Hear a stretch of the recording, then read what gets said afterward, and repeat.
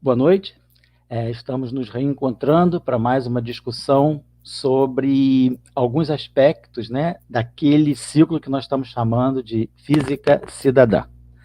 Então, é a física e alguns aspectos da física colocados de uma forma mais popularizada, né, que dê acesso às pessoas de compreenderem alguns debates da física e, como nós tínhamos colocado já nas outras vezes, sobretudo o processo da ciência, a importância de se gerar ciência, de se apoiar financeiramente a ciência. Na última live, que foi a live 2 desse ciclo, nós falamos sobre o importante papel dos pós-graduandos e dos pós-doutorandos na pesquisa científica, que faz parte do processo de compreensão de por que é importante bancar a ciência. Aí, na primeira live, nós tínhamos falado daquelas chamadas teorias científicas, e eu tinha feito um elenco daquelas que eu considerava grandes teorias da humanidade. Era uma escolha um pouco minha, eu expliquei, não é uma escolha universalmente aceita, mas eu tinha feito aquela seleção, e dentro daquela lista de grandes teorias havia algumas teorias da física.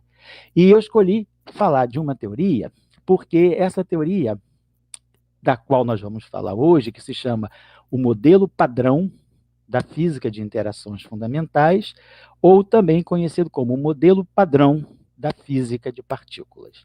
Então, nós vamos colocar um pouquinho por que é o modelo padrão das interações fundamentais e o porquê que é o modelo padrão da física de partículas. Mas é porque esse modelo está muito presente na nossa vida, sem que nós, assim, no dia a dia, percebamos. E às vezes a gente não é nem instruído na escola, durante o ensino médio, para atentar para esses fatos. Mas e também é porque esse modelo tem uma história muito interessante. É um modelo que levou décadas para ser construído, é um modelo que chegou aos seus limites de validade, de compreensão no final da década de 90, e a partir daí nós encaminhamos aquilo que nós chamamos hoje de uma física nova, além do modelo padrão. É só para falar uma frasezinha aí que está um pouco já popularizado, o famoso bóson de Higgs era a pecinha que faltava para a verificação em experimentos, né, para a comprovação experimental desse chamado modelo padrão, que é um modelo, que é vamos dizer, uma teoria física, né, que foi construída sempre de forma muito abstrata, teórica, antevendo fatos que posteriormente foram comprovados em laboratório, com os aceleradores de partículas, com os detectores sempre mais precisos. Então, eu acho que é importante, né, no aspecto da cidadania, né, que o nosso debate aqui, o nosso esforço aqui tem sido sempre no sentido de trazer a ciência de uma forma mais popularizada e conscientizar, né, o cidadão da importância da ciência e também trazer para o cidadão o debate do processo científico. E, como eu sempre tenho dito, isso é um modo de nós prestarmos conta, né?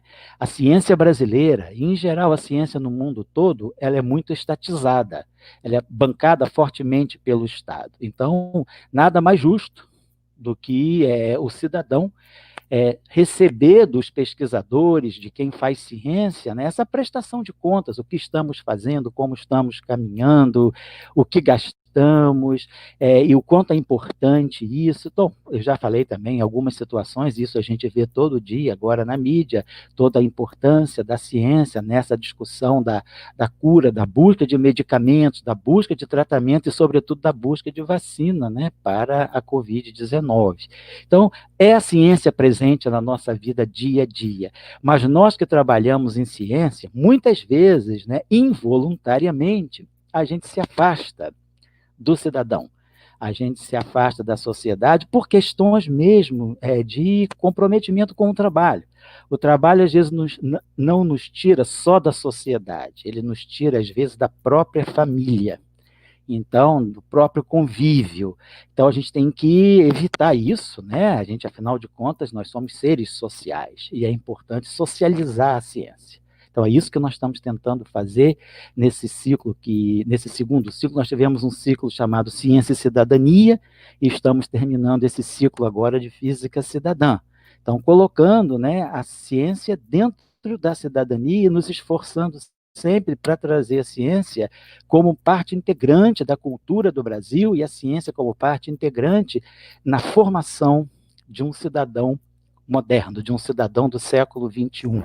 Né, entender o valor da ciência. Né? Preciso saber tanto o conteúdo da ciência, mas entender o valor da ciência para o próprio desenvolvimento social, para o próprio desenvolvimento humano. Então, essa tem sido, né, a nossa bandeira nesses encontros. E hoje, então, nós vamos falar desse modelo padrão. Né? Nós, há 2 lives atrás, quando a gente falou, antes de falar do cidadão e as teorias científicas, nós falamos do cidadão e a pesquisa científica. E aí falamos muito, né, dessa relação entre modelo e teoria. Então, o modelo é uma forma teórica mais limitada do que a teoria. A teoria é algo muito mais abrangente, muito mais universal e digamos, e também muito mais aplicável, né, a situações muito amplas, há um espectro amplo de situações. O modelo geralmente é mais restrito. Mas no caso do modelo padrão, ele também, algumas vezes, é chamada, não de modelo padrão, mas de, vamos dizer, teoria unificada. Ele tem um aspecto de teoria também, apesar de ser uma teoria com problemas. Né? Nenhuma teoria é quimicamente pura, vamos dizer assim. Toda teoria, ela, como nós já falamos também nas lives anteriores, né, a teoria ela é limitada. E o que a gente tem que ter muito claro para nós é aonde começa e aonde termina a validade de uma teoria. É importante ter claro, para não dizer a teoria está errada. A teoria não está errada. A teoria é válida dentro de limites que devem ser bem especificados. Então, vamos falar desse modelo padrão e explicar por que ele é tão importante e quem são os atores principais desse modelo padrão. Até o título da live envolve o elétron, o fóton. Então, quem são esses objetos? Né? Os neutrinos, que não está no título, mas que cada vez mais desempenham um papel importante na compreensão daquela física que está além dos limites do modelo padrão, de uma física muito atual, muito importante, e que ainda não tem uma aplicação tecnológica imediata. Então, dentro daquelas teorias que eu citei na live anterior, eu vou me concentrar nesse chamado modelo padrão das interações fundamentais ou modelo padrão da física de partículas. Até porque também é sempre importante, né, quando a gente está falando, tentando trazer uma discussão, se a gente tiver aquilo que se chama, né, na linguagem mais popularizada, os lugares de fala, isso é importante. Daquelas teorias que eu citei, muitas delas eu não tenho nem condição de falar, porque são fora da minha área, são teorias sociológicas, teorias da linguística, teorias da biologia, da geologia, mas mesmo dentro das teorias da física, muitas delas eu não tenho condição de falar, eu não tenho lugar de fala, porque eu não vivi a pesquisa naquela área. Eu conheço, estudei, fizemos cursos, lemos trabalhos, mas é diferente de você trabalhar, né, e de você ter a tua vivência trabalhando naquela área, contribuindo minimamente e lendo as contribuições e participando do debate daquela área. Então, eu escolhi o modelo padrão também por isso. Além disso, no modelo padrão, vamos dizer, os grandes nomes do modelo padrão, com alguns deles eu tive relação pessoal no sentido de ser estudante de curso, de poder participar de debates em que eles debatiam, perguntar a essas pessoas, ter um certo convívio, que a gente chama de convívio acadêmico, com alguns desses nomes formuladores, né, do modelo padrão, como, por exemplo, o professor Abdus Salam, que foi um dos construtores da teoria eletrofraca, como o professor Paul Dirac, que foi uma das pessoas fundamentais, foi praticamente o fundador, vamos colocar assim, dos desenvolvimentos do modelo padrão já no final da década de 20, o professor Cheng-Ning Yang, também foi fundamental para a construção do modelo padrão. Então, são pessoas com as quais, ao longo do meu doutorado e de alguns pós-doutorados que eu fiz lá em Trieste, na Itália, eu pude ter contato, pude conviver, pude ir à sala delas e perguntar como estudante, interessado, recebi apoio, recebi incentivo. Então, basicamente, a gente tem uma vivência, né? Pude ter uma mínima vivência que foi muito importante para a minha formação com essas pessoas que ajudaram a construir essa área. Então, eu me sinto um pouquinho, vamos dizer assim, cacifado para falar de algumas coisas, porque a gente tendo contato direto com o criador, né? Você, às vezes, assistindo o curso de quem criou aquela teoria, quer dizer, o curso dado por quem criou aquela teoria, é um processo diferente de você aprender, às vezes, num livro. Claro que o aprendizado do livro é importante, nós não podemos ter acesso a todos os criadores, muitos deles até já morreram, mas quando você pode conversar com aquele criador da teoria, e ele pode dar aula para você, explicar o que ele pensou, como ele pensou, qual era o debate da época, isso é muito importante. Então, com o modelo padrão, eu tive esse tipo de contato, né, com essas pessoas que eu já citei, o professor Abdus Salam, com quem eu tive um contato mais próximo, com o professor Paul Dirac, com quem tive contatos assim esporádicos de períodos que ele passava visitando o nosso instituto na Itália, e com o professor C.N. Yang, que também nos visitou. Depois a gente teve um convívio na festa dos 60 anos dele, que foi organizado no Centro de Pesquisa Ettore Majorana, na Sicília, na Itália. Foram quase 15 dias ali em contato com ele. Ele também esteve no Brasil, junto com alguns colegas brasileiros. Nós organizamos uma escola na Universidade Federal do Espírito Santo, em Vitória. E o professor Yang veio ao Brasil, passou alguns dias conosco, conversou com os estudantes, falou da sua trajetória na física. Todas essas pessoas venceram o Prêmio Nobel de Física pelos desenvolvimentos que elas fizeram. Então, esse modelo padrão, eu me sinto mais familiarizado para ter essa discussão e para tentar popularizar, junto ao cidadão, a importância dessa teoria da física que vem, né, dominando o mercado da física há mais de 80 anos. Bom, então, os atores, os agentes importantes do modelo padrão, tudo começou com o elétron. Então, o elétron foi a primeira partícula subatômica a ser descoberta, isso em 1897, por um pesquisador britânico chamado Joseph John Thomson. Então, mais vulgarmente, a gente fala J.J. Thomson.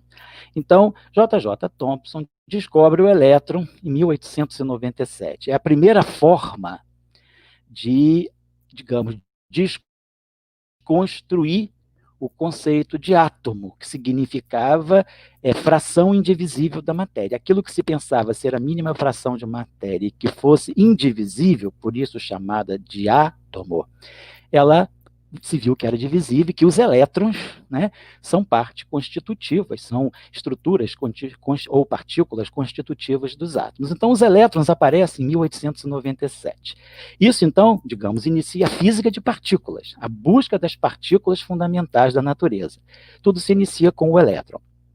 O elétron, então, a partir de 1897, veio sendo estudado, e hoje a gente sabe que quer dizer, o século XX foi o século da eletrônica. Tudo, né, grande parte do progresso tecnológico foi em cima de tudo que o elétron podia nos dar, sobretudo a sua carga, né? O elétron tem alguns atributos dele. A carga elétrica, então ele é o portador da carga fundamental. Ele também tem uma outra grandeza chamada spin, sobre a qual nós já falamos, quer dizer, na verdade o spin do elétron está revelando o seu magnetismo. Então o elétron tem eletricidade e tem magnetismo. Nós, no século XX, a tecnologia da eletrônica, ela se apropriou muito da carga do elétron. Claro que o spin do elétron foi importante para a compreensão, mas agora, mais recentemente, nós estamos explorando mais o spin do elétron. Tem uma área da física, um campo da física chamado spintrônica. A eletrônica era em cima da carga, e a espintrônica em cima do magnetismo, que é o elétron. O elétron, vamos dizer assim, é o ímã mais fundamental que a gente tem na natureza. O menor ímãzinho que nós conhecemos na natureza é o ímã elétron. Então, os elétrons, a gente sabe, tiveram uma importância muito importante na tecnologia do século XX. Então, nós temos na medicina a tomografia, feita com feixes de elétrons, usada no tratamento do câncer.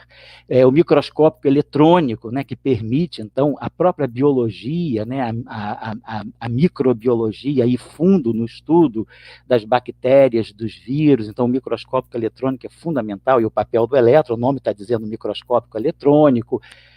Na tecnologia do dia a dia, aí nós temos câmeras digitais, os famosos painéis solares, né, os sensores fotoelétricos, né, as portas que se abrem sem você necessariamente precisar tocar nelas.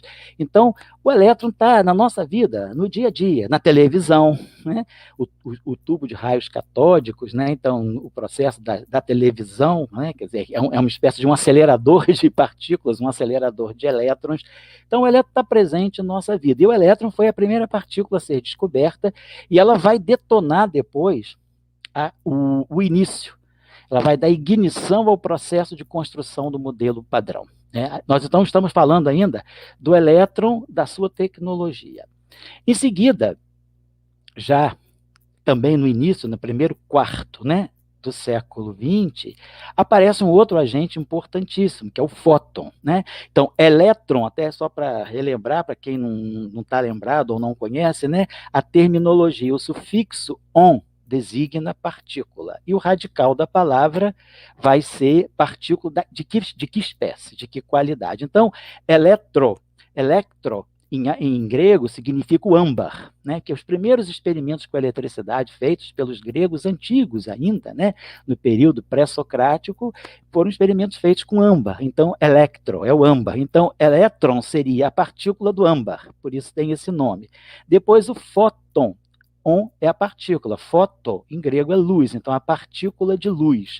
O fóton, então, se compreendeu, né, ao longo do início do século XX, também nesse primeiro quarto do século XX, e 1905, o trabalho de Einstein, né, entre 1900 e 1902, os trabalhos do efeito fotoelétrico realizados em laboratório, né, por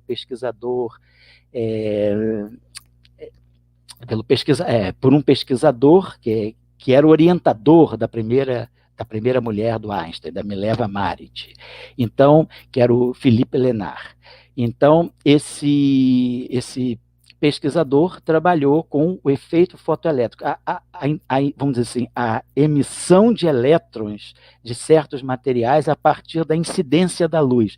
Jogando-se luz, são produzidas correntes elétricas. Einstein, em 1905, estudou a teoria desse efeito fotoelétrico, desse fenômeno, e introduziu o conceito de frações, né, como se fossem pacotinhos de energia dos quais se constitui a luz. Então, ele chamou esses pacotinhos, essas unidades de energia da luz ele chamou de quanta, os quanta de luz, os quanta de energia da luz. Mas só em 1923, um físico americano, Arthur Compton, fazendo experimentos, ele percebe aqueles pacotinhos que Einstein chamou de quanta de energia da luz, são também partículas, que ele depois designou de fótons. Então, o fóton é um elemento muito importante. E lembrando também que em 1919 teve a descoberta por Rutherford do próton, que dentro dos núcleos atômicos havia os prótons. Os nêutrons ainda não haviam sido descobertos. Então, nós chegamos no primeiro quarto do século XX, 1925, vamos dizer assim, conhecendo 3 partículas que eram pensadas ser elementares. O próton, hoje, nós sabemos que também, por sua vez, é constituído de objetos menores, que nós vamos falar daqui a pouco, que são os quarks. Mas, na época, se pensava, temos 3 partículas elementares, os elétrons, os prótons e os fótons. Então, a gente vê que aí já se constitui uma física de partículas. A gente está falando de partículas fundamentais, mais fundamentais do que os átomos.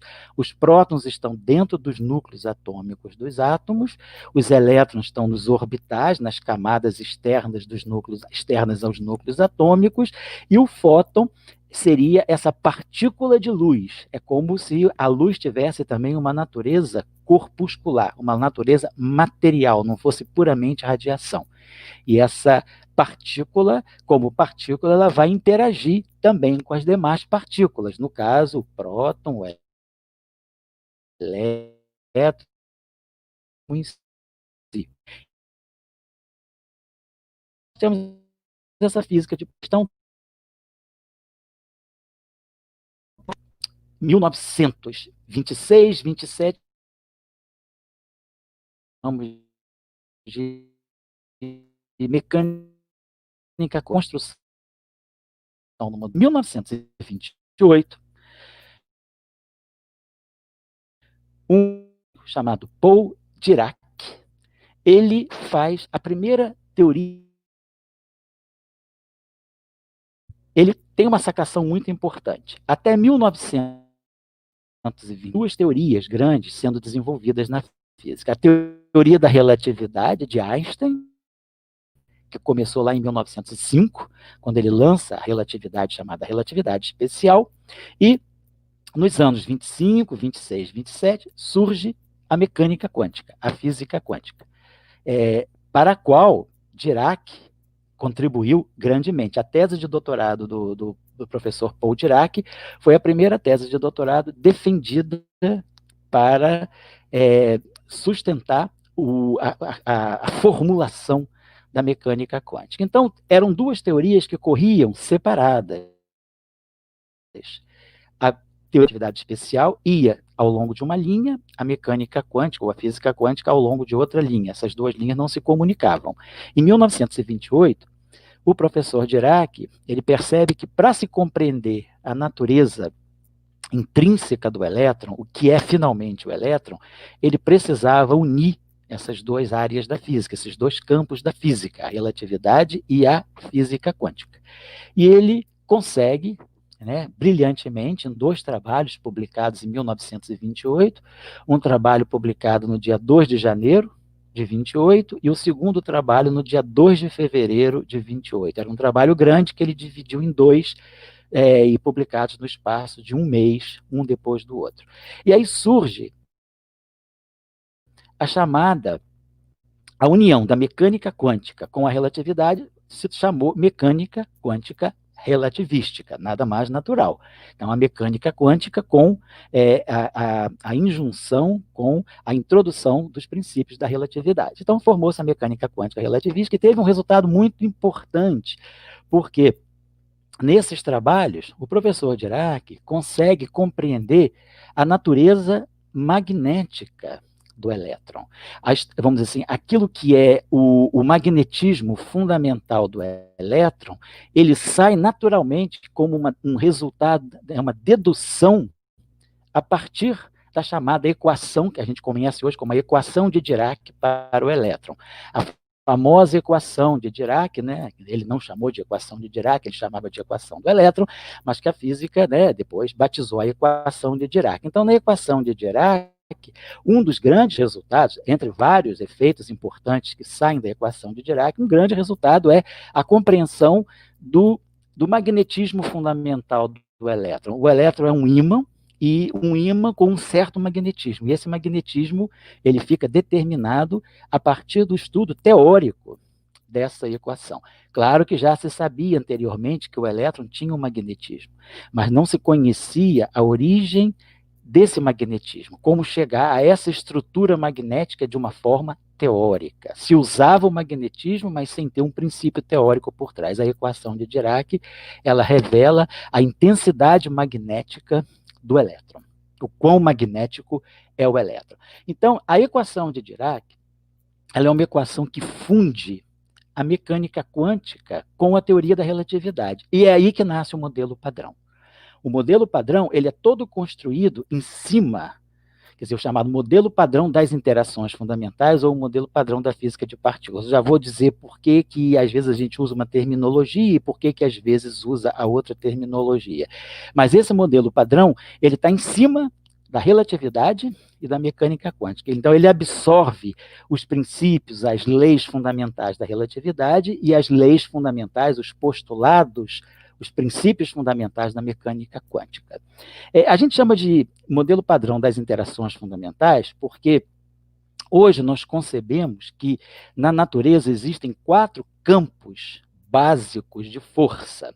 A força de gravidade, que nós todos experimentamos desde sempre, a força de natureza elétrica e magnética, que também nós experimentamos desde sempre, mas depois 2 outras forças que só foram reveladas no início do século XX, né? E vão sendo compreendidas ao longo do século XX, que são as forças intranucleares. As forças que lá no universo primordial, quando o universo se formou, elas ficaram aprisionadas no interior do núcleo atômico. Então, existem 2 forças intranucleares, que são a chamada força nuclear forte, que dá a coesão do núcleo atômico, permite a formação do núcleo atômico, e a chamada força nuclear fraca, que faz com que esses núcleos atômicos possam se transformar uns nos outros, possam decair, possam sofrer processos de radioatividade. Então, a radioatividade, ela está ligada mais estreitamente com essa chamada força nuclear fraca. Ela é uma força nuclear fraca porque ela é uma força desintegradora. Se ela fosse muito intensa, ela não permitiria a formação do núcleo atômico. Então, o núcleo atômico tem uma força dominante, que é a força nuclear forte, que domina, né, que faz a coesão dos prótons e dos nêutrons, e uma força nuclear fraca, que faz com que nêutrons se transformem em prótons, depois prótons podem absorver elétrons e se transformar em nêutrons. Quer dizer, vamos dizer, essa convivência próton-nêutron, nêutron-próton, ela está muito ligada a essa força nuclear fraca também, esse processo de transformação, a gente chama de decaimento beta. Por questões históricas tem esse beta aí, que você pensava que esse beta era o elétron, esse beta era a atribuição, a denominação dada ao elétron, por isso que chama-se decaimento beta, porque o nêutron, se a gente pegar um nêutron livre e colocar um nêutron sozinho aqui no espaço, ele depois de cerca de 780 segundos, quer dizer, cerca de 13 minutos, ele decai, ele não consegue ficar nêutron mais do que 13 minutos, ele se transforma num próton, emite um elétron e emite uma radiação que a gente chama de antineutrino. Então, isso é o que a gente chama de decaimento beta do nêutron. Então, o nêutron vira próton. Depois, claro, um próton, né, pode absorver um elétron e formar um nêutron e emitir um neutrino. Então, tem esse processo, próton, nêutron, nêutron, próton, com emissão de neutrino e com emissão de elétron, que a gente chama de decaimento beta. E isso aí está ligado à força nuclear fraca. Então, são esses 4 campos de força. A gravidade, a força eletromagnética e as forças intranucleares, a força nuclear forte e a força nuclear fraca. O que é o modelo padrão? O modelo padrão, ele é uma teoria baseada, então, na física quântica e na relatividade, mas que exclui a gravidade. Então, a gravidade está fora do modelo padrão.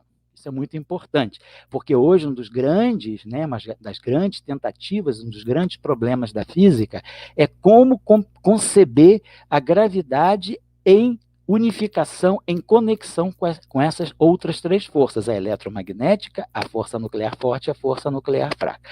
Então, o modelo padrão, ele vai tratar desses 3 campos de força, excluindo a gravidade do ponto de vista da física microscópica, da física subatômica, que é a física quântica.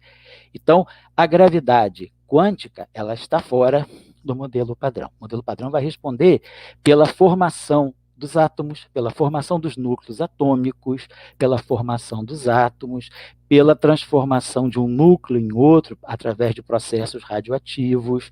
Então, o modelo padrão ele está ligado, vamos dizer assim, à estrutura da matéria da tabela periódica, né? A tabela periódica de elementos.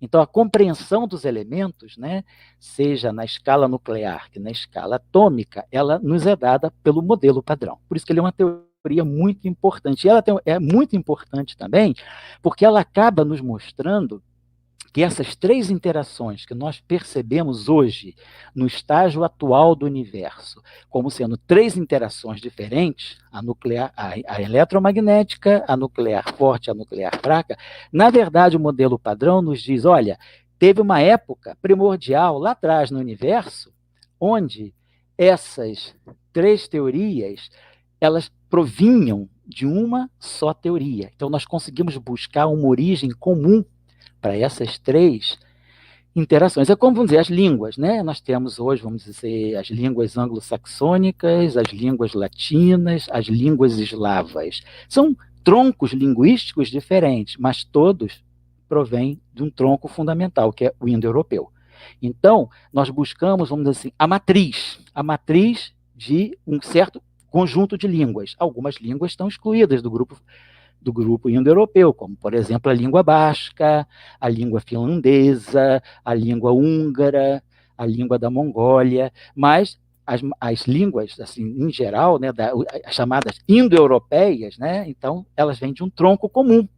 A mesma coisa com as interações que se nos apresentam de forma diferente, isso é eletromagnetismo, isso é interação nuclear forte, isso é interação nuclear fraca, isso, na verdade, a gente consegue voltar no tempo e ver quando essas três interações eram uma só e que elas se tripartiram, viraram três interações, cada uma seguindo a sua estrada. Isso o modelo padrão consegue nos descrever. Ele não explica completamente, ele é limitado, mas ele consegue mostrar para nós a origem comum dessas três forças, excluindo sempre a gravidade.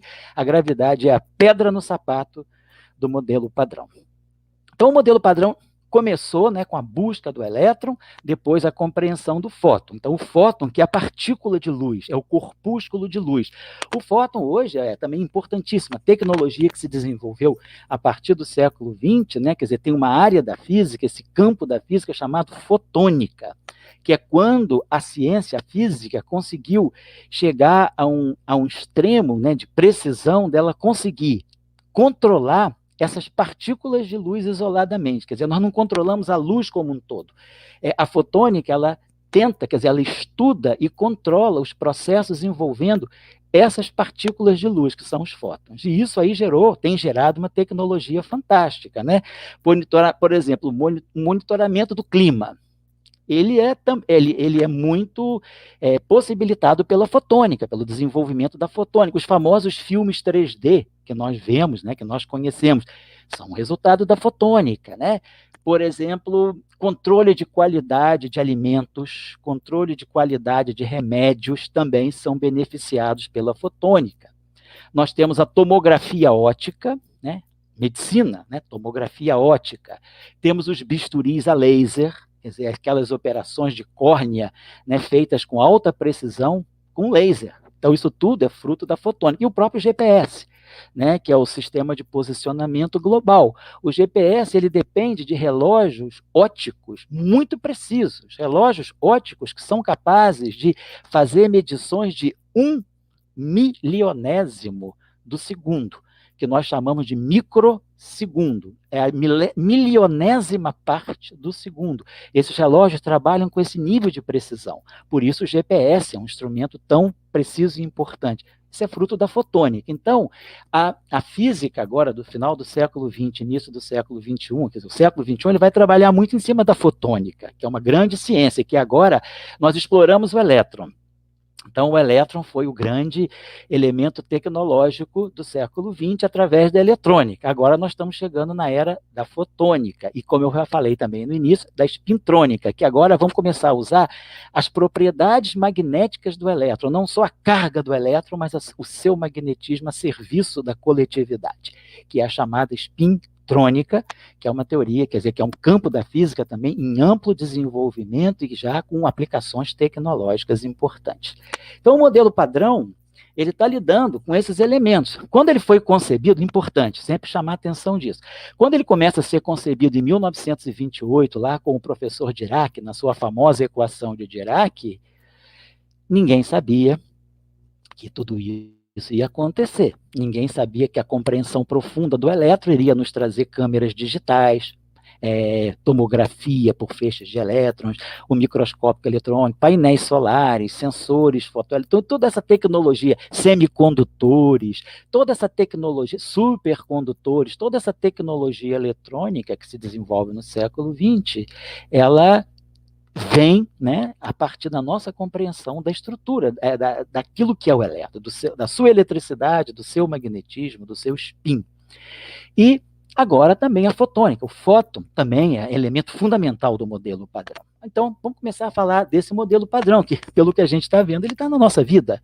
Vamos dizer, existe um grande capital financeiro em cima dessas tecnologias, né? Quer dizer, nunca, eu acho que quando se começou a conceber o modelo padrão na década de 20, iria se pensar que o modelo padrão iria estar por trás do capital industrial, né? Iria estar envolvendo capitais vultuosos, né? Com a sua tecnologia, com as suas indústrias de alta precisão. Então, isso tudo começa com uma teoria chamada modelo padrão que não parecia que ia servir para tudo isso. Tudo isso apareceu ao longo do processo científico, quando a ciência básica vai se transformando em ciência aplicada e vai virando tecnologia. Então, tudo isso vai virando bem comum da sociedade, da coletividade, desenvolvimento social, qualidade de vida, a partir de uma teoria que, no momento da sua concepção, não se sabia para que ia servir. É como se nascesse um bebezinho. Nasce uma criancinha agora. Para onde essa criancinha vai evoluir? Vai ser um grande escritor? Vai ser um músico? Vai ser um arquiteto? Vai ser um sociólogo? Vai ser um médico? Vai ser um físico? Vai ser um biólogo? Em que vai dar tudo isso? Né? Então, o modelo padrão, as teorias da física, muitas vezes elas nascem sem um propósito. Elas nascem sem servir. E depois elas vão ganhando aplicação. Então, o modelo padrão tem esses agentes importantes. Então, o primeiro agente importante é o elétron. Agora, ao longo do século XX, foram descobertos, vamos dizer assim, priminhos do elétron. Elétrons mais robustos, ou tipo irmãos, mas não diria irmãos, diria primos. Não são tão próximos assim. Depois do elétron, né, em 1935, foi descoberto uma espécie de um elétron bem mais robusto. Robusto que eu digo no sentido de que ele é 200 vezes mais massivo, 200 vezes mais pesado do que o elétron, que é chamado de muon. Então, partícula, mu é uma letra do alfabeto grego, né, que corresponde ao nosso M, no alfabeto latino. O muon aparece em 1935. E mais à frente, lá em 1978, né, então, portanto, 43 anos depois, aparece o segundo primo gordinho do elétron, que é o tau. É o chamado lepton tau, que é cerca de 3.600 vezes mais pesado, mais massivo do que o elétron. Então, nós temos 3 famílias de tipo eletrônicas no modelo padrão. A família do elétron, a família do muon e a família do tau. Essas 3 partículas são chamadas de lepton. De novo, partícula. Lepton significa partícula leve, ligeiras. Então, o elétron, o muon e o tau são partículas fundamentais, né? Hoje nós concebemos essas partículas como sendo fundamentais, elas não são formadas de outras partículas, pelo menos nós não temos ainda tecnologia para dizer que elas sejam formadas de outras partículas, apesar de já haver teorias concebendo tanto o elétron quanto o muon como o tau, como sendo partículas compostas de partículas mais fundamentais chamadas de pré-ons. Então, partícula, pré-primordial. Então, seriam as partículas primordiais da matéria, os pré-ons, ainda não descobertos, isso está só no campo da teoria. Então, nós temos as partículas físicas identificadas ao longo do século XX, o elétron, o muon e o tau. Cada uma dessas partículas, o elétron, o muon e o tau, tem um parceiro, que são os neutrinos. Então, os neutrinos também são uma categoria de partículas muito importante do modelo padrão, são partículas muito desafiadoras. Na linguagem popular, nós diríamos que os neutrinos ainda são portadores de muitos mistérios. Mas, na física, na ciência, a gente prefere substituir a palavra mistério pela palavra desafio. Então, os neutrinos ainda são partículas super desafiadoras para a física, para a ciência, mas são partículas importantes. Elas foram concebidas em 1930 por um físico chamado Wolfgang Pauli, que também ganhou o Prêmio Nobel de Física, mas o Wolfgang Pauli concebeu essas partículas hipoteticamente. Ele supôs que essas partículas devessem existir nos processos intranucleares associados àquela interação nuclear fraca, nos chamados decaimentos beta. O nêutron decai num próton, num elétron. Isso todo mundo via na década de 20, mas ninguém via o neutrino. Mas tinha uma violação de um princípio da física que dizia, poxa, mas só com próton e com elétron tem alguma coisa errada. A famosa lei de conservação da energia que nós conhecemos, né, ela está sendo violada. Então, Pauli instituiu a possibilidade de existência de uma categoria nova de partículas hipotéticas chamadas, ele não chamou de neutrinos, logo depois foram chamados de neutrinos, mas ele chamou de nêutrons na época, mas não são os nêutrons. Os nêutrons são uma outra categoria de partículas do núcleo atômico. Eles acabaram sendo chamadas de neutrinos. Então, o elétron tem seu neutrino, o muon tem seu neutrino e o tau tem seu neutrino. Então, nós temos três duos, que a gente chama três dubletes de partículas. O elétron com seu neutrino, o muon com seu neutrino e o tau com o seu neutrino. Interessante, esses neutrinos, hipoteticamente, foram propostos em 1930, mas a primeira família de neutrinos, o neutrino do elétron, só foi detectado em laboratório em 1956, 26 anos depois da sua proposição teórica. O neutrino do muon foi detectado em laboratório em 1962, portanto, 32 anos depois. E o terceiro neutrino, que é o neutrino do tau, a terceira família de neutrinos, ela só foi detectada agora, em 2000, portanto, há 20 anos atrás. Levou 70 anos para se descobrir a terceira família de neutrinos. Então, nós temos esses três chamados, três duos, né, três duetos, ou três dubletes de partículas. Elétron com seu neutrino, o neutrino do elétron, muon com o neutrino do muon e tau com o neutrino do tau. Claro que existem as antipartículas. Então, existe a antipartícula do elétron, que é o pósitron, com o antineutrino, o muon, a antipartícula do muon, o antimuon com o antineutrino e o antitau com o antineutrino. Então, nós temos partículas e antipartículas, ou seja, matéria e antimatéria. A antimatéria, importante dizer, foi um resultado teórico também da famosa equação de Dirac, de 1928. Em 1931, o professor Dirac reexamina a sua equação do elétron de 1928 e prevê a existência de antimatéria na natureza, algo impensável na época. Ninguém concebia a existência de antimatéria. E aí a antimatéria é prevista de uma forma teórica e é descoberta em laboratório um ano depois, em 1932. E elétrons que orbitam o núcleo atômico. Isso é a estrutura atômica. Hoje, nós falamos no átomo muônico. O que seria o átomo muônico? Imagina que você tem prótons e nêutrons, mas que em vez de estar orbitando em torno do próton e do núcleo atômico serem elétrons, são muons. Esses átomos muônicos estão sendo construídos em laboratório, eles não existem naturalmente. A tecnologia, né, da física hoje permite a construção desses átomos muônicos, que são átomos muito mais concentrados, eles têm um raio, né, a distribuição é como se o átomo, como a gente imagina hoje na nossa cabeça, é como se fosse um sisteminha solar, o núcleo atômico no centro, sendo o papel do Sol, e os elétrons sendo os planetas que giram. Se os muons estão girando em torno do núcleo atômico, eles sempre se aproximam muito mais do núcleo atômico, eles têm um raio 200 vezes menor do que o raio dos átomos normais da natureza, feitos de elétrons. E eles têm sido elemento de muita pesquisa importantíssima para compreender uma série de processos fundamentais da natureza. Então, a física do muon hoje é um grande laboratório para se compreender novas físicas que não estão contempladas nesse modelo padrão que a gente está começando a discutir aqui, a construir. Então, nós temos esse setor que a gente chama de setor leptônico.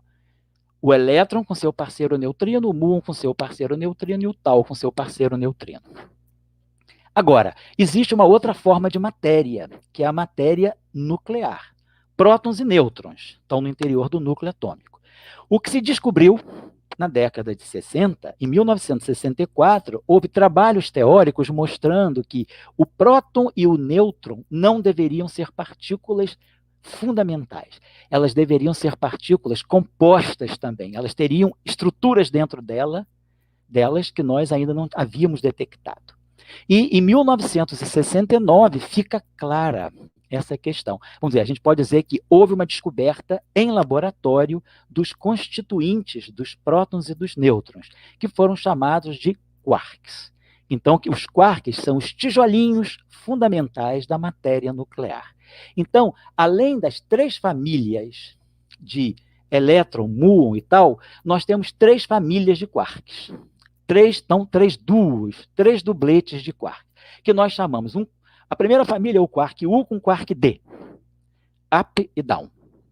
A segunda família é a família C com o S, que é o charme, o quark com charme, quark charmoso, e o estranho, S.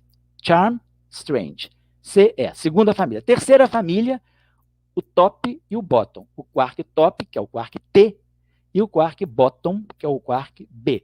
Então, olha interessante na natureza, a gente tem 3 famílias leptônicas e 3 famílias de quarks.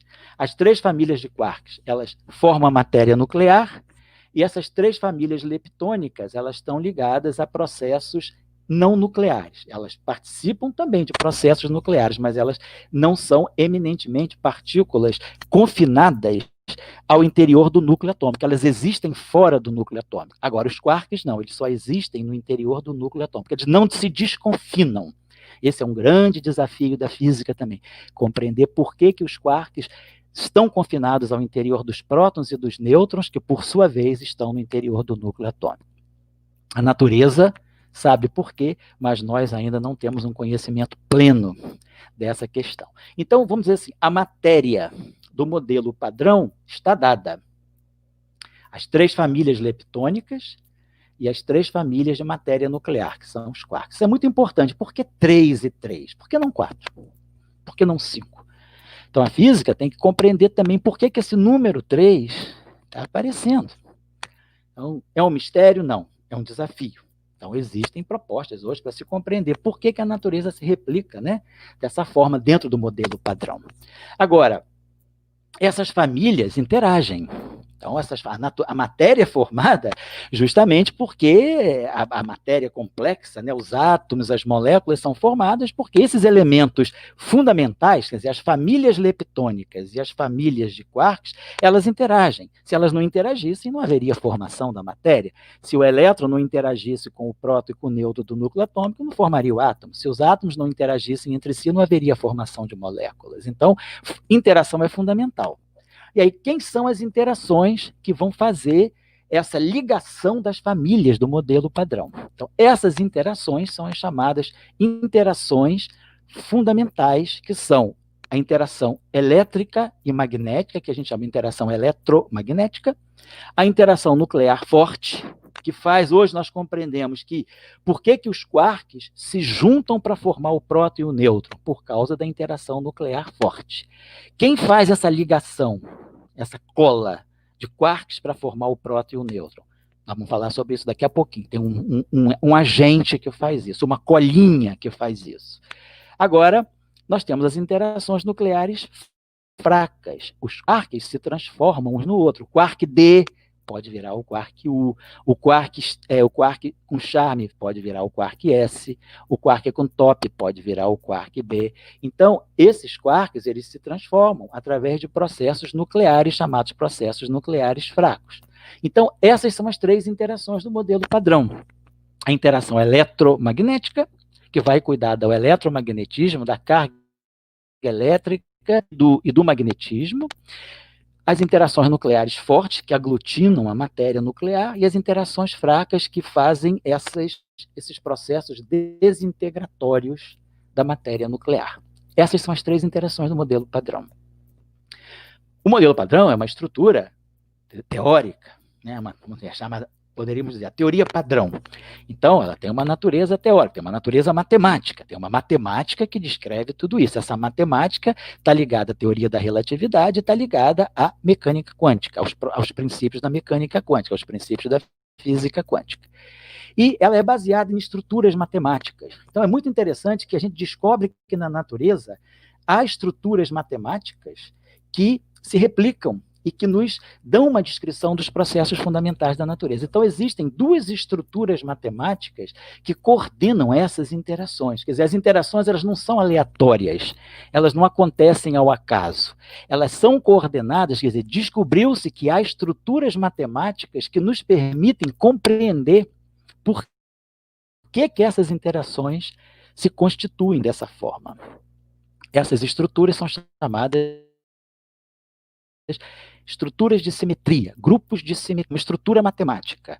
Então, aquela visão muito platônica da natureza, né, pitagórica e platônica, de que a natureza tem uma qualidade matemática em si. É preciso buscar a qualidade matemática da natureza, e o professor Dirac foi uma das pessoas que, ao longo do século XX, trabalhou muito nessa direção, de perceber, de se deixar levar pela matemática. Ele dizia essa frase: deixa a matemática te levar, né? Matemática leva eu. Aonde a matemática me levar, eu vou. E aí eu vou tentar interpretar, ao longo do caminho, aquilo que a matemática vai me dando. Mas ele dizia, a matemática é um grande, vamos dizer assim, um grande detector de processos da natureza. Através da matemática, nós podemos descobrir efeitos da natureza que ainda não foram descobertos em laboratório. Foi assim que ele previu a antimatéria. Foi assim que os neutrinos foram previstos. Foi assim que os quarks, que formam os prótons e os nêutrons, foram previstos. São matemática. E aí a matemática te fez ver na natureza objetos que os instrumentos ainda não eram capazes de revelar, mas que depois esses instrumentos foram devidamente construídos e revelaram que essas teorias estavam corretas. Então, o modelo padrão, ele tem essas três famílias de leptons, né, com os seus neutrinos, e as três famílias de quarks, que é a matéria nuclear. E eles interagem trocando, quer dizer, quem são os mediadores, vamos dizer assim, existem essas famílias, que fossem como se fossem, vamos dizer, fossem reinos, feudos. O feudo eletrônico, vamos dizer, o reino eletrônico, o reino muônico e o reino tauônico. Depois, o reino dos quarks U e D, o reino dos quarks C e S, e o reino dos quarks T e B. Então, nós temos três reinos leptônicos e 3 reinos de quarks. E como é que esses reinos se relacionam? Através de os mediadores das interações. Esses mediadores das interações são chamados de, nomenclatura da física, bósons vetoriais. Bóson, partícula. Bóson em homenagem a um físico indiano chamado Bose. Bose foi um físico indiano muito importante para a compreensão da estatística das partículas, e em homenagem a ele teve essa denominação, bósons. Os elétrons e os quarks, eles não são bósons, eles são o que nós chamamos de fermions, também em homenagem ao Enrico Fermi, que era um físico italiano também, que foi fundamental para a compreensão das estatísticas das partículas. Então, nós temos os fermions e os bósons. Todo mundo já ouviu falar no bóson de Higgs. Então, não é o férmion de Higgs, é o bóson de Higgs. Então, os férmions são a matéria fermiônica. Então, nós temos os férmions eletrônicos, muônicos e tauônicos. E temos os férmions de quarks. Então, a matéria fundamental do universo, ela é fermiônica. Agora, os agentes que promovem as interações, que fazem as mediações, o elétron interagindo com o quark interagindo com outro quark, um elétron interagindo com outro, com mu, ou com o próprio elétron, ou com um antielétron. Essa matéria, quando ela começa a interagir entre si, quem faz essas mediações são chamados bósons vetoriais intermediários, dos quais o primeiro a ser detectado, o mais importante assim, em ordem histórica, é o fóton. O fóton, então, é um bóson vetorial, um bóson mediador, um embaixador. O bóson, o fóton, é o embaixador da interação eletromagnética. Então, quando tem qualquer processo eletromagnético, quem vai negociar é o fóton. Quando tem processos nucleares fortes, quando os quarks se unem para formar prótons e nêutrons, e dá essa liga, essa cola nuclear, quem faz essa cola é uma partícula chamada gluon. O nome está dizendo, glue, em inglês é cola, on é partícula. Então, gluon é a partícula que cola, faz a cola nuclear. ele cola os quarks para formar os prótons e os nêutrons, e aí os prótons e os nêutrons ficam em coesão para formar os núcleos atômicos. Então, nós temos uma outra família de embaixadores. Esses embaixadores são os chamados gluons, são os embaixadores dos processos nucleares fortes. Então, quando tem uma discussão, uma negociação, uma interação envolvendo a interação nuclear forte, então quem entra em ação são os embaixadores gluons. E nas interações nucleares fracas, os processos nucleares fracos, processos radioativos, quem faz os decaimentos radioativos? É uma outra família de bósons vetoriais, são chamados bósons vetoriais intermediários das interações fracas. São 3 partículas. Elas não têm a designação de on, como é o caso do gluon e do fóton. É uma partícula chamada W+, W positivo, W negativo e uma partícula Z0, zero significando nêutron. W positivo é uma partícula que tem carga positiva, igual a carga do próton. W negativo é o W que tem uma carga elétrica negativa, igual a do elétron. E o Z0 não tem carga, ele é neutro. Então, nós temos esses 3 bósons. Interessante também observar. Nós temos, então, um fóton, 8 gluons, não temos um gluon só, nós temos um único fóton. Mas nas interações nucleares fortes existem 8. 8. Estou botando aqui 5, mais 3. Opa, botando assim. 3. 8 gluons. E depois, 3 bósons intermediários das interações fracas, W+, W- e Z0. Então, nós temos 12 embaixadores. 12 bósons vetoriais intermediários. Por que 12? O interessante da física teórica é que não basta ter o número 12. Nós queremos compreender. De onde é que vem esse número 12? Por que 12? Por que não 14? Por que não 8? Por que não 24? Por que 12? Então, procuramos entender isso também com base em argumentação matemática. Isso é importante para a compreensão da natureza da matéria e das interações da matéria. Então, tudo bem, temos essas 3 famílias de leptons, 3 famílias de quarks e os 12 bósons vetoriais intermediários. Tudo bem se ficasse aí, mas tudo mal também se ficasse aí. Se nós ficássemos só nisso, não haveria átomos. Se não houvesse átomos, não haveria moléculas, então não haveria matéria. Não haveria existência da matéria em forma complexa. O que está falando? Tem algum elemento a mais que vai fazer com que essas interações, não só elas aconteçam, mas que elas sejam tais que elas possam formar átomos lá no final do dia, lá no final, na ponta do processo. Quem está faltando é o bóson de Higgs. Então, isso ficou difícil ver isso. Isso aí só começou a se ver essa questão na década de 60. O modelo padrão começa a ser discutido em 1928. Só na década de 60, no início da década de 60, é que vê que tem um elemento faltando, que a gente chama campo de Higgs, que depois deu origem a essa partícula chamada bóson de Higgs, que é um bóson também, quer dizer, é uma partícula intermediária, ela permite também fazer interação. E graças ao bóson de Higgs é que todas essas interações, elas caminham para se chegar, no final de tudo, à formação de estruturas mais complexas. Se não houvesse esse bóson de Higgs, nós não conseguiríamos formar o átomo.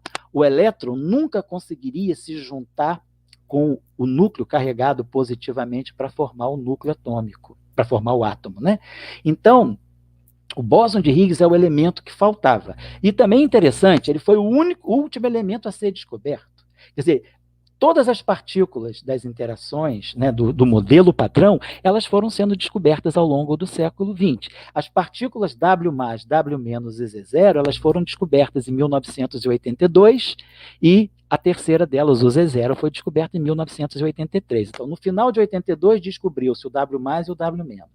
No início, em janeiro de 1983, descobriu-se o Z0.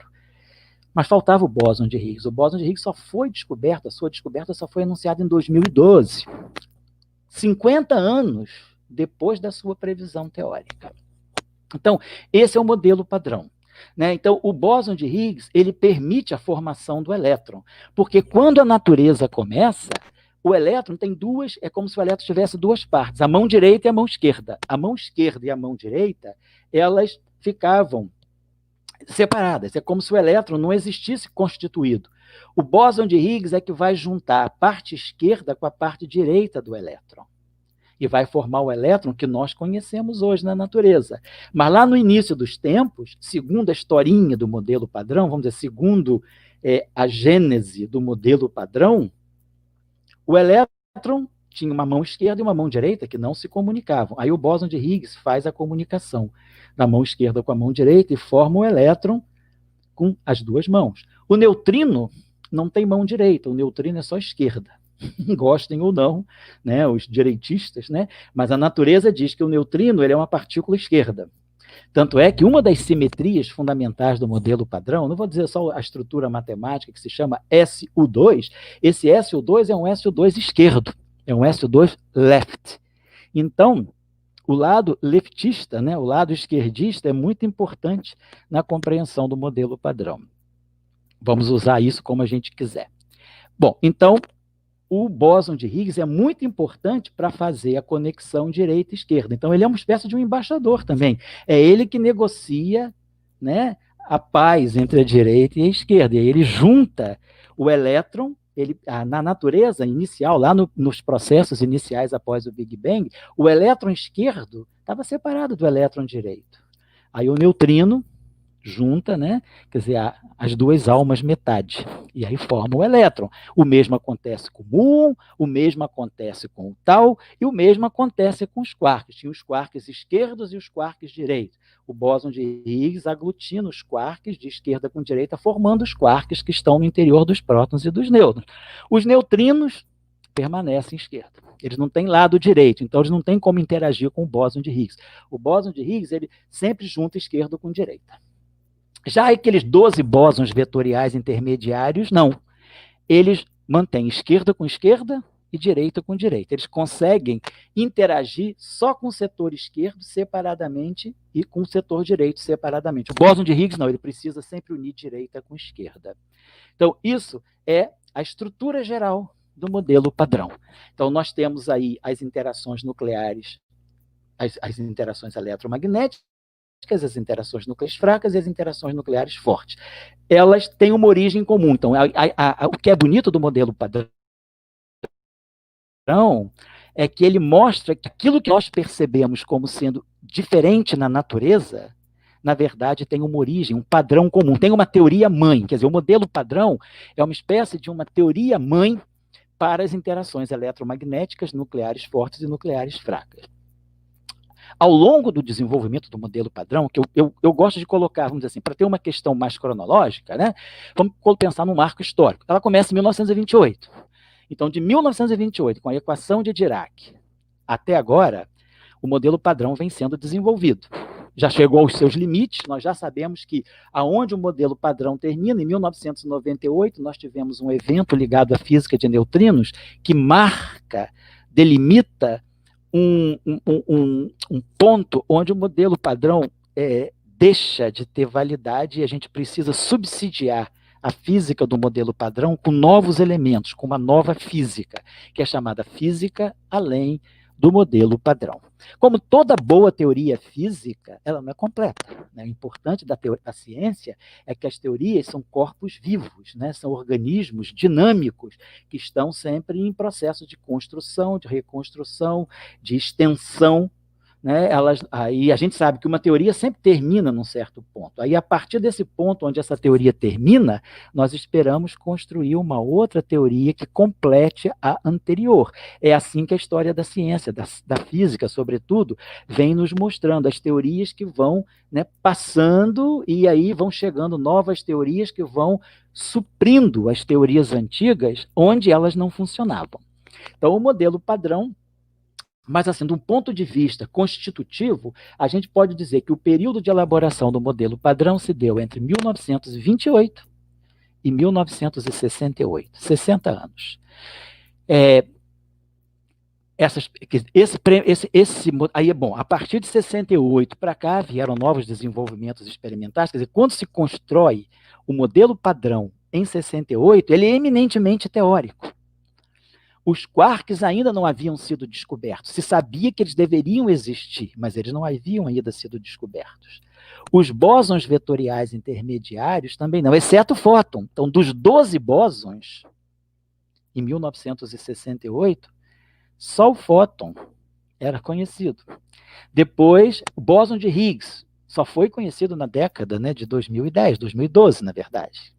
Então, ele era um modelo teórico até 1968, eminentemente teórico. E aí, aos pouquinhos, 73, depois 70, 82, 83, foram sendo descobertos elementos previstos pelo modelo padrão. Então, o que é importante dizer é que a força da teoria, a teoria ela é forte, ela tem consistência. Claro, nenhuma teoria é completa. Há quem rebata o modelo padrão. O modelo padrão é discutível, ela é uma teoria hegemônica, mas não é a única teoria.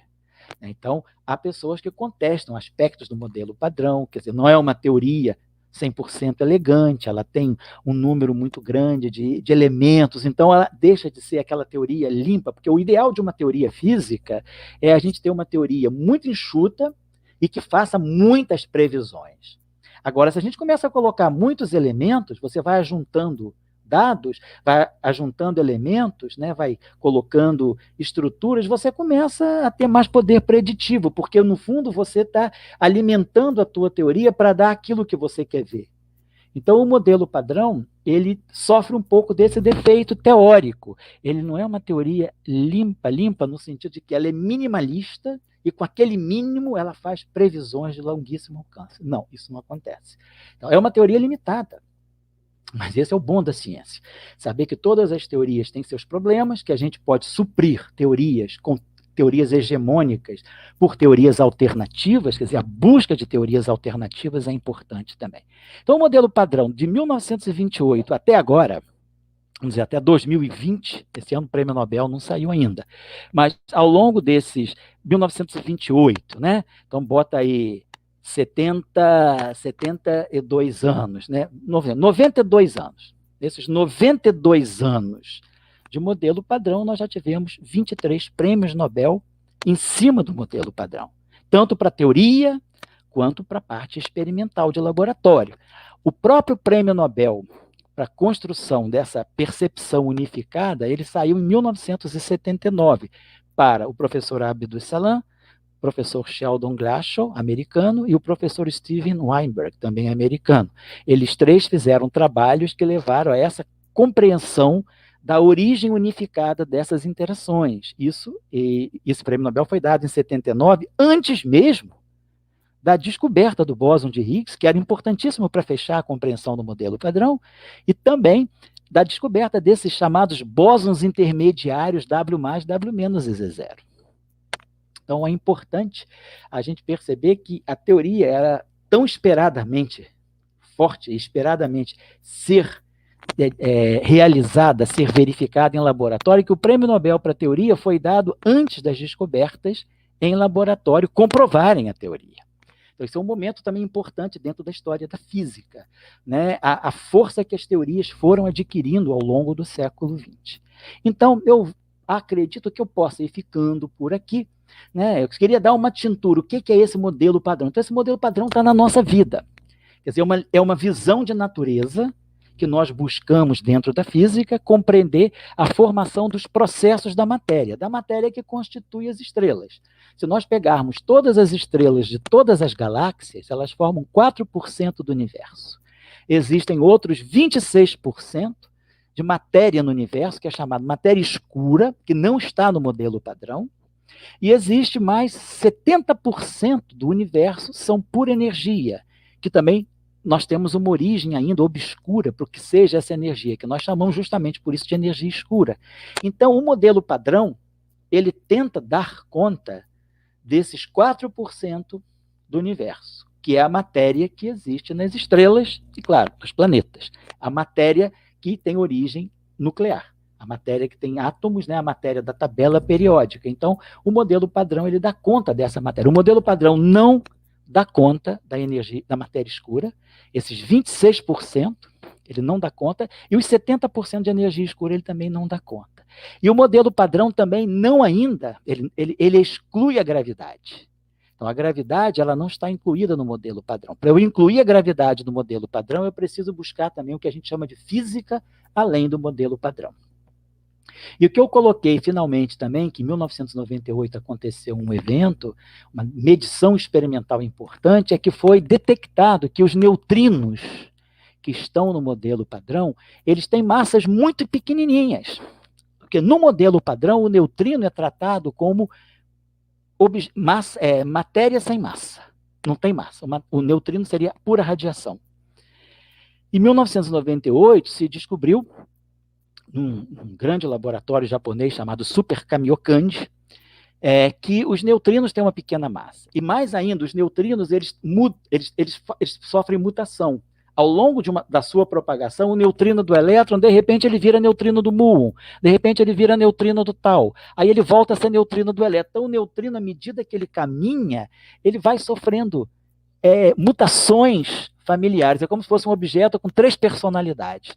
Ao longo do caminho, ele pode experimentar 3 personalidades diferentes. Isso é chamado o problema das oscilações das famílias de neutrinos, que é um problema importantíssimo da física, é um desafio da física, se compreender profundamente a origem dessas oscilações. Se sabe que elas existem, nós sabemos trabalhar com elas, mas precisamos buscar teorias mais fundamentais que nos deem conta de por que as oscilações ocorrem dessa forma.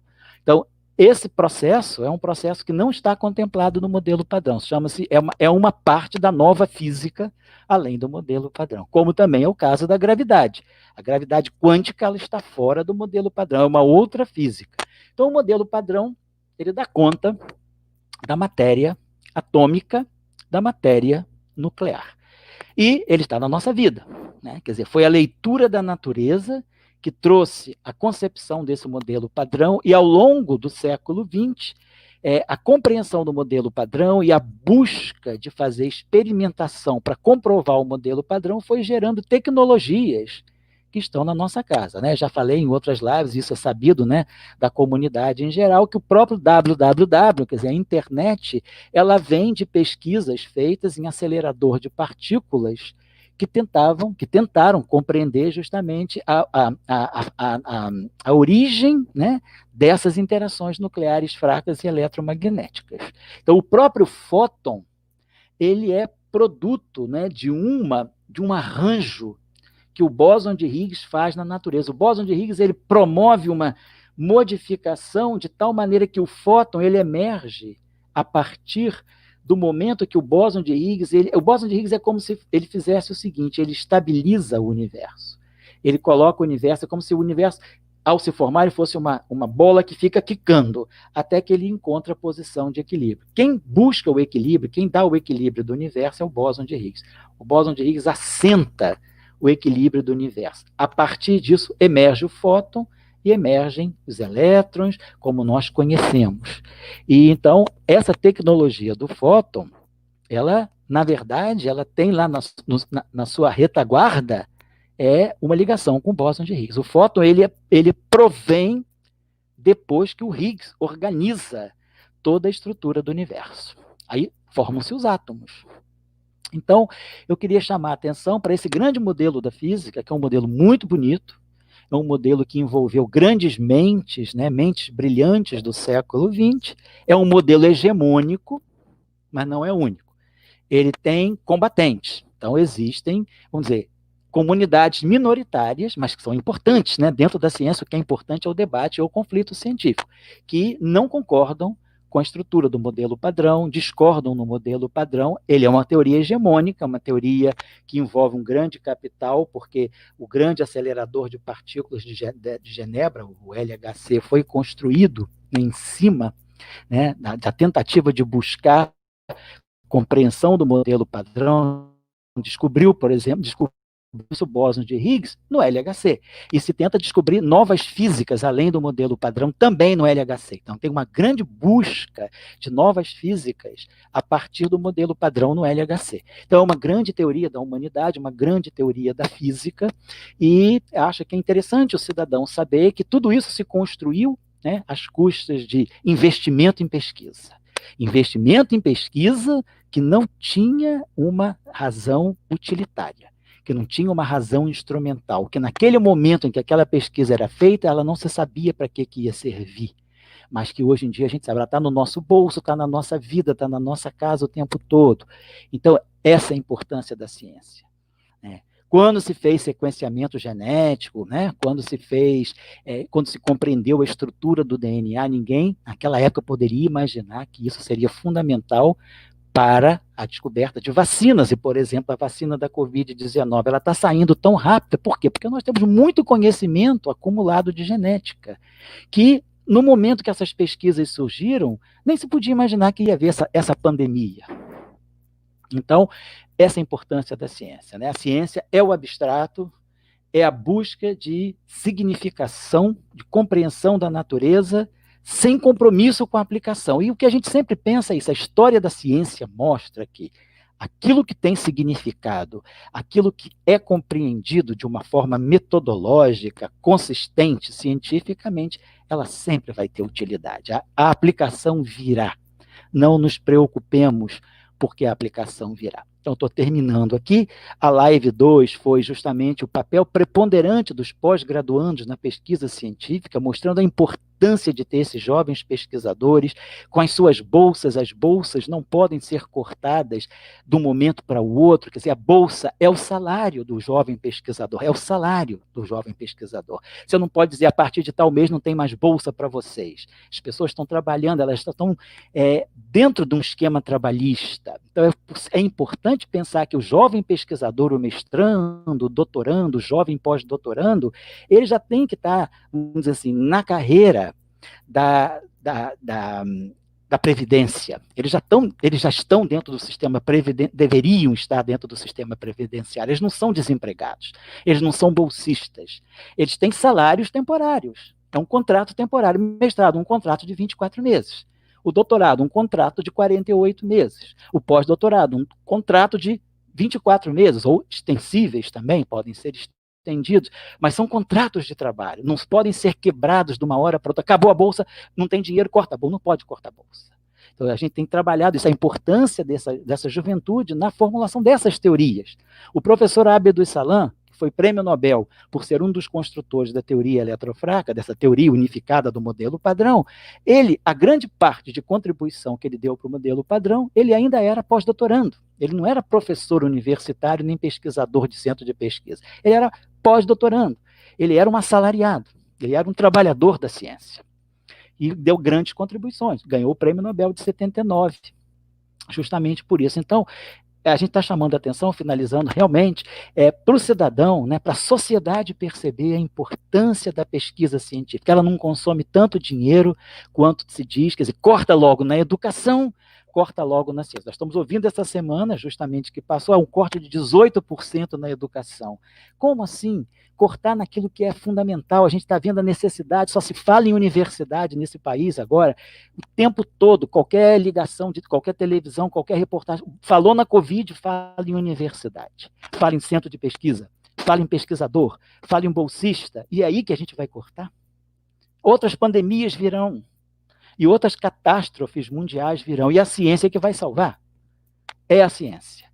Então, a gente tem que ter esse respeito pela ciência. O nosso trabalho aqui tem sido justamente esse, de nos ligar ao cidadão numa busca de chegar à sociedade dizendo, ciência é isso. Esse é o processo. Vale a pena investir nisso? A história nos mostra que sim. Então, eu queria agradecer imensamente aos colegas, né, que têm participado ouvido, né, essas nossas discussões, e agradecer à equipe do Professor Global, ao Ageu, ao Sam e ao João Vitor, que se juntou agora à equipe, né? Todos à distância, cada um no seu canto. Eu estou no Rio de Janeiro, eles três estão em Petrópolis, e assim, virtualmente, a gente forma esse estúdiozinho para fazer essas lives nas noites de sábado. São 23h52, né? Então, esses rapazes, em vez de estar num bar tomando cerveja ou saindo com as suas namoradas, eles estão aqui trabalhando pela ciência. Nós todos estamos aqui trabalhando pela ciência. E agora a gente vai fechar o estúdio, eu tenho certeza que eles vão começar a estudar ou vão ler alguma coisa, e eu vou sentar aqui que eu tenho trabalho para fazer, tenho tese para ler, tenho coisas para fazer. É assim que funciona a ciência, e nós fazemos isso com muita alegria. E a alegria maior é quando a gente pode compartilhar isso com o cidadão que com seus impostos está nos bancando. Então, muito obrigado, e a gente vai começar daqui a pouco uma outra série, saindo dessa série Física Cidadã, indo para uma série chamada Encontros com as Simetrias da Natureza. Então, um abraço a todos, uma boa noite, obrigado à equipe aí.